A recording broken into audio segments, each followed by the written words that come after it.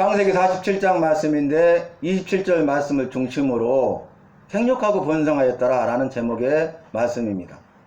오늘 47장 말씀은 세 개의 단락으로 나눠져 있는데요. 첫 번째는 애굽에 이주한 야곱과 그의 가족들, 요셉에게는 그의 아버지와 형제들이 애굽의 왕 바로와 만남을 갖습니다.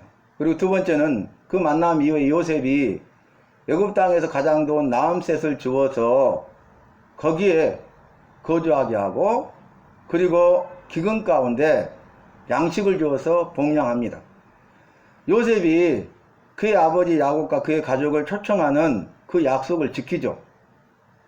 그리고 오늘 세 번째 단락은 야곱이 죽음을 앞두고 그의 아들 요셉에게 유언하는 말씀입니다. 그 말씀의 시작이 이스라엘 족속이 애굽 땅 고센 땅에 거주하며 생업을 얻어 생육하고 번성하였더라. 이 말씀의 시작이 27절이에요. 바로가 야곱에게 네 나이가 얼마냐? 라고 물으니까 132년이다. 내가 나이가 많지 않으나 얼마 되지 않으나 험악한 세월을 보냈나이다. 파란만장한 삶을 살았죠. 왜 그렇습니까? 임마누엘, 여호와께서 야곱과 함께 하심을 야곱은 깨닫지 못했어요. 다시 말하면 야곱은 여호와를 만나지 못한 거예요. 그의 할아버지, 그의 아버지 아브라함의 여호와, 이삭의 여호와지 야곱의 여호와는 아닌 거죠. 임마누엘, 여호와가 함께하고 계심을 알면, 여호와를 만나면 여호와 앞에서 삶을 사는 것이 마땅하고 당연하죠. 여호와를 두려워하며 경외하며 섬기는 자가 되죠. 믿고 따르며 섬기죠.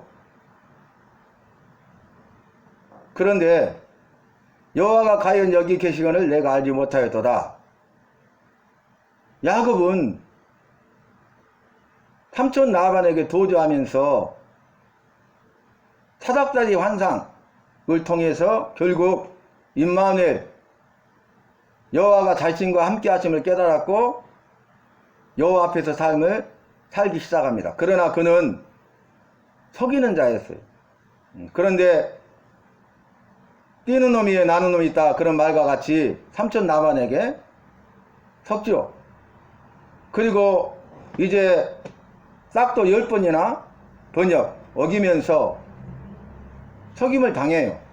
그러나 여호와께서 불쌍히 여기시고 긍휼히 여기사 은혜를 베풀어 주심으로 마침내 거부가 되어 고향으로 돌아오게 됩니다. 이런저런 파란만장한 삶을 살았어요. 험악한 세월을 보냈어요. 그런데 오늘 말씀을 보면은 야곱이 말년에 얼마나 경건한 삶을 살았는가, 여호와를 경외하는 삶을 살았는가, 임마누엘, 여호와가 함께 하심을 깨닫고 고람되어 여호와 앞에서 살았는 걸 알 수 있어요. 세계적인 강국이잖아요. 또 모든 만민의 생명이 애굽 나라의 양식에 달려 있잖아요.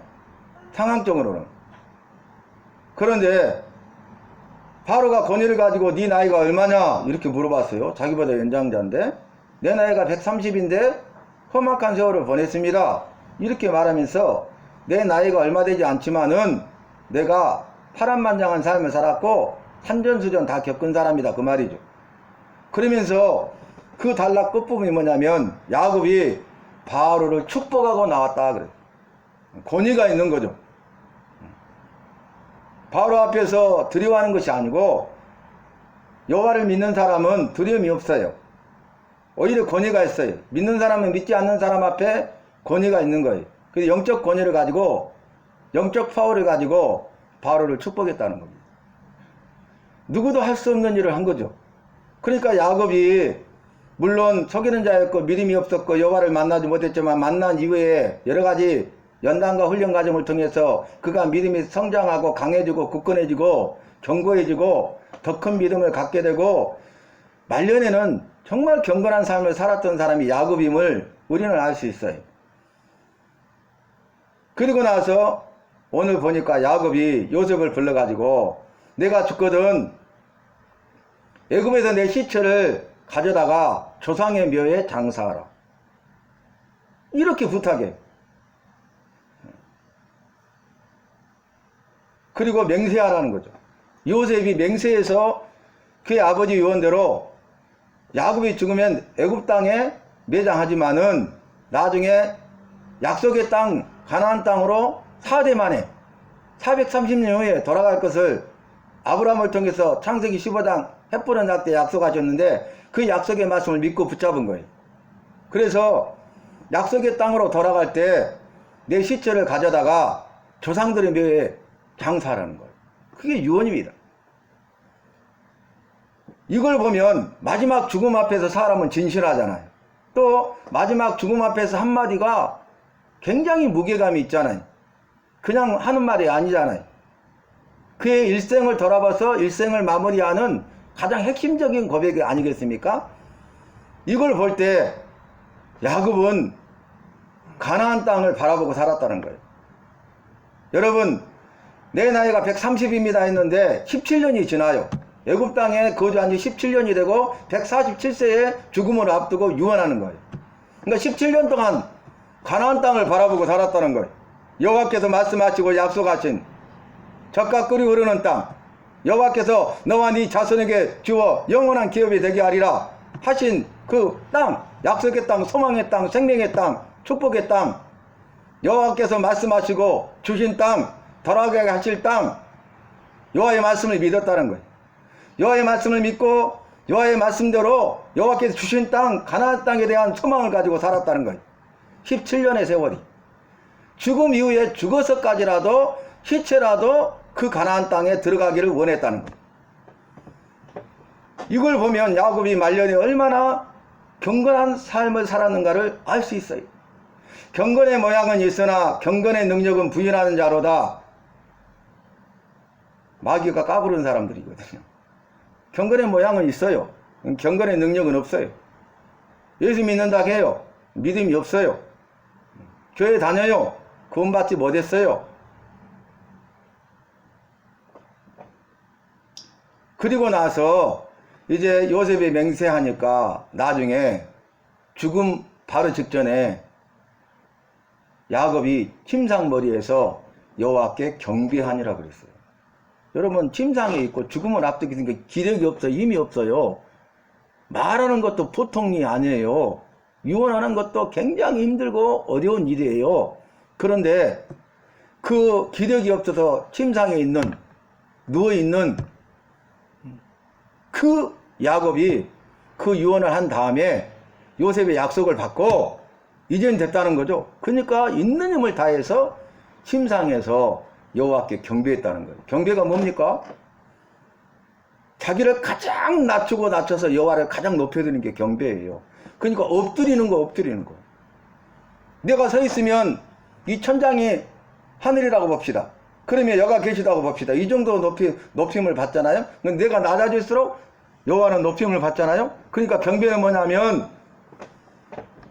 나를 낮춰서 최고로 낮춰서 여호와를 가장 높여드리는 게 경배예요. 그러니까 엎드려 경배한다는 말이 그래서 나오는 거예요. 경배 앞에 엎드린다는 수식어가 있는 것이 바로 그거예요. 땅에 바싹 엎드려 여호와를 높여드리는 거예요. 침상에서 엎드려 경배했다는 거예요. 그래서 이걸 보면 정말 야곱의 믿음이 어떠한가, 야곱의 말년의 삶이 어떠한가를 우리에게 보여주고 있어요. 성경에도 가장 파란만장한 삶을 살았던 사람, 험악한 세월을 보낸 사람이 야곱이죠. 그런데 그 말년을 보면은 우리는 정말 야곱과 같은 그런 삶을 살아야 되지 않을까, 야곱을 본받아야 되지 않을까, 이런 메시지를 우리에게 주시는 거예요. 이뿐만 아니라 오늘 47장에 대해 48장에서는 두 손자를 축복해요. 49장에서는 12아들을 축복해요. 그런데 그 축복이 기도고 그 축복이 예언입니다. 그래서 부모의 권위가 있는 거죠. 그래서 자녀들은 부모를 공경해야 돼요. 너는 이것은 네가 땅에서 잘되고 장수하리라 그랬잖아요. 땅에서 잘되고 장수하는 비결은 부모를 공경하고 부모의 말에 순종하는 거예요. 그런데 이 시대를 보세요. 부모를 공경하지 않아요. 부모의 말에 순종하지 않아요. 사탄교 1장 1절이 나는 나다예요. 내가 알아서 한다는 거예요. 내가 할 수 있다는 거예요. 성경처럼 사탄교가 있자니까 경전이 1장 1절이 뭐냐면 나는 나요. 나는 나다. 내가 신이다. 이거예요. 기가 막히죠. 실제로 사탄교가 있고 그렇게 살아요.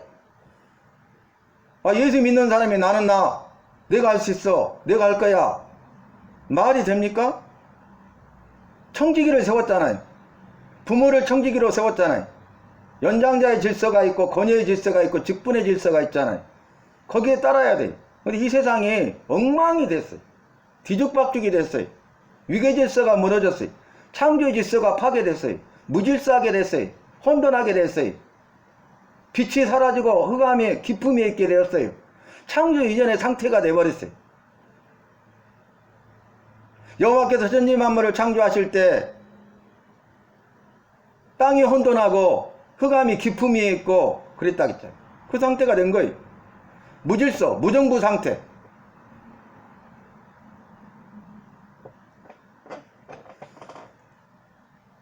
땅은 혼돈하고 공허하고 흑암은 기품이 있다 그랬는데 그때 여호와의 신은 수면 위에 운행하시는 자. 그럼에도 불구하고 여호와는 역사하신다고 일하고 계신다고.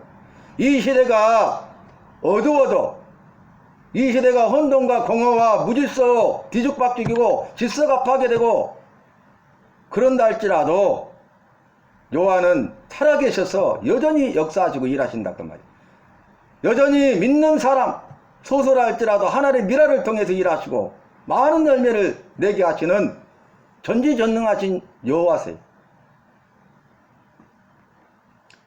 그리고 두 손자 축복과 12아들 축복을 하잖아요. 그런데 놀라운 것은 이 선한 영향력을 미치니까 요셉이 초청할 때 그 요셉의 효성을 보세요.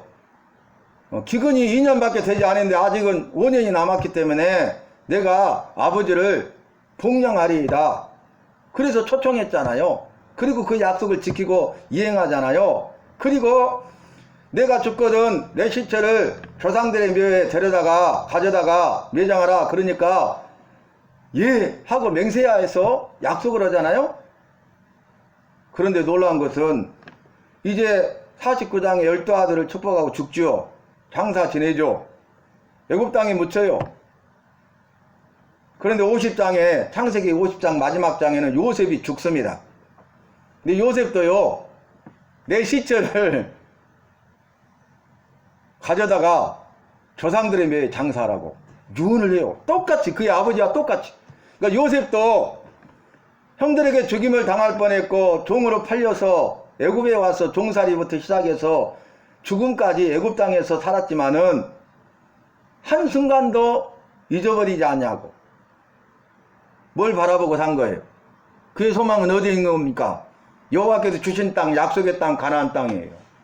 우리의 소망은 이 땅에 살면서 한시도 잃어버리지 말아야 될 것은 저 천국에 대한 소망을 붙잡고 살아야 돼요. 천국에 대한 소망이 있는 사람들은 사는 게 달라요.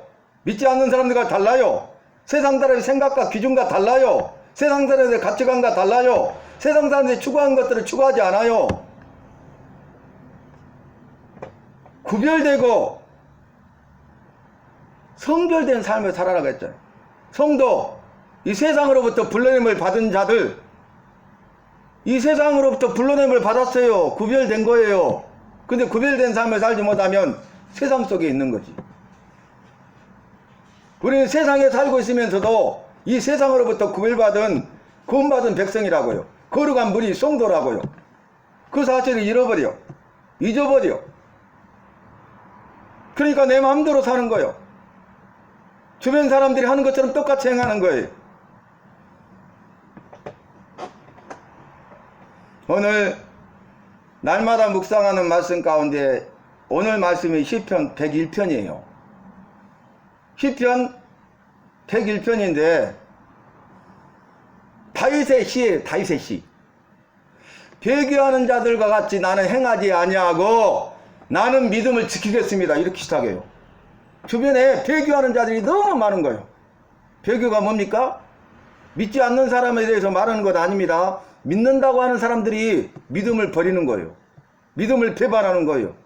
믿는다고 하면서 믿음이 없고 믿는다고 하면서 믿음으로 살지 않는 거예요. 그럼 믿음을 떠나는 거예요.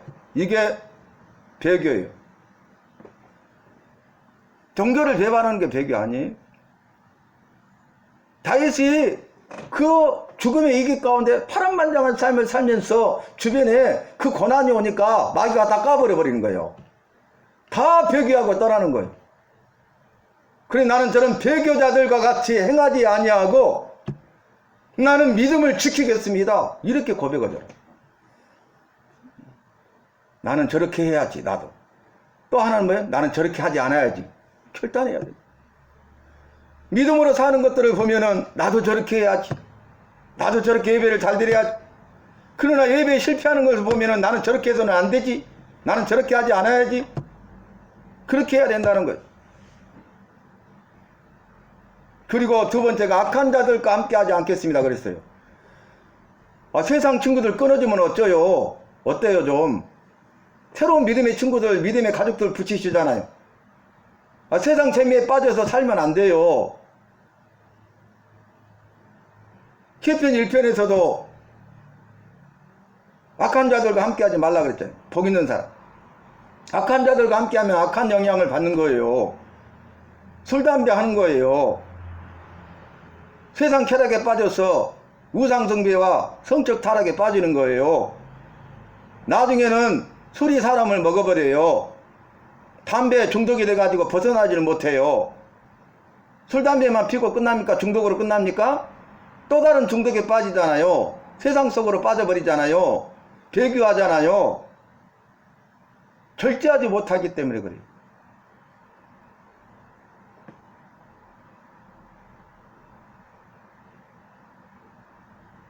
우는 사자같이 삼킬자를 찾고 있는데 그걸 알지 못하는 거예요.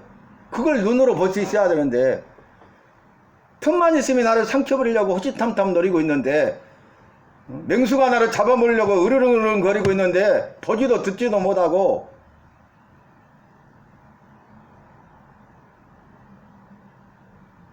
눈이 어두워지고 생각이 허망해져 가지고 죽고 멸망하는지도 모르면서 웃으면서 사는 거예요. 마치 그것이 좋은 것처럼. 그래서 여호와께서 우리에게 말씀을 주시고 믿음을 주신 거예요. 말씀을 믿음으로 살아라고. 믿음으로 행하라고. 그러면서 뭐라고 합니까? 거짓말하지 않겠습니다. 그래요. 저나 여러분이 얼마나 거짓말 많이 합니까? 그런데 자기 삶을 돌아보지 않기 때문에 거짓말 하는지도 모르고 나는 거짓말 안 하고 산다고 그래요. 나는 법 없이 더 산다고 그래요. 너무 자신을 모르는 거죠. 말씀에 비춰보면 나를 알 수 있는데 말씀이 없기 때문에 자기 기만에 빠지는 거죠. 자기 위선에 빠지는 거죠. 그리고 죄를 범하면 그걸 덮기 위해서 거짓말 하잖아요. 거짓말하고 또 거짓말 하잖아요. 믿는 자의 특권이 뭐라고 말씀드렸습니까? 특별한 권리, 회개라고 그랬잖아요. 우리는 다 죄인이고 죄성이 있어서 연약하고 넘어지고 깨어지고 죄를 범하고 악을 행하잖아요.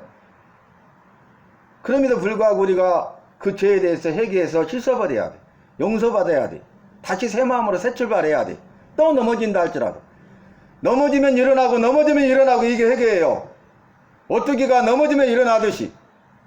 완전히 넘어지지 않으면 여호와께서 붙드시매라 말씀하셨어요.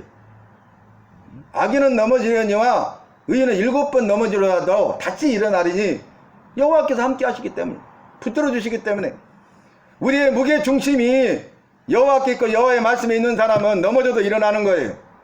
근데 여호와가 없고 여호와의 말씀이 없는 사람은 넘어져 버리는 거예요. 일어나지 못하는 거예요. 세상 속에 빠져버리는 거예요.